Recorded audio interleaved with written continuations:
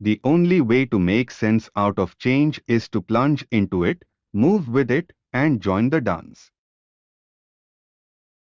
I have realized that the past and future are real illusions, that they exist in the present, which is what there is and all there is. No valid plans for the future can be made by those who have no capacity for living now. But the attitude of faith is to let go and become open to truth, whatever it might turn out to be. How is it possible that a being with such sensitive jewels as the eyes, such enchanted musical instruments as the ears, and such fabulous arabesque of nerves as the brain can experience itself anything less than a god? But I will tell you what hermits realize. If you go off into a far, far forest and get very quiet, you'll come to understand that you are connected with everything. Omnipotence is not knowing how everything is done, it's just doing it. Unless one is able to live fully in the present, the future is a hoax.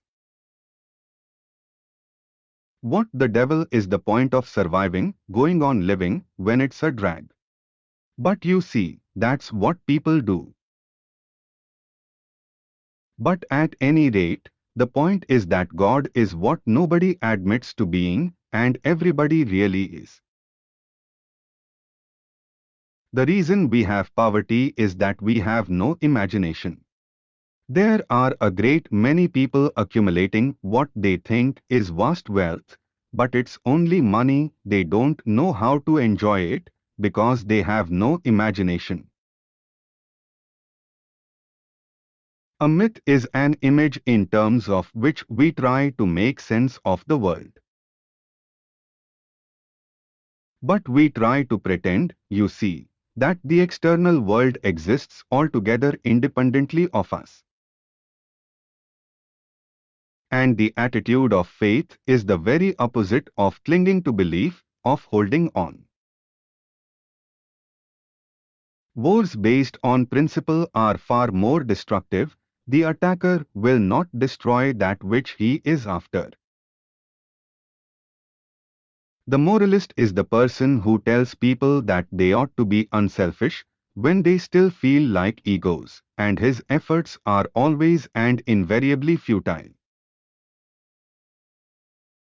The difficulty for most of us in the modern world is that the old-fashioned idea of God has become incredible or implausible. And although our bodies are bounded with skin, and we can differentiate between outside and inside, they cannot exist except in a certain kind of natural environment. In known history, nobody has had such capacity for altering the universe than the people of the United States of America. And nobody has gone about it in such an aggressive way.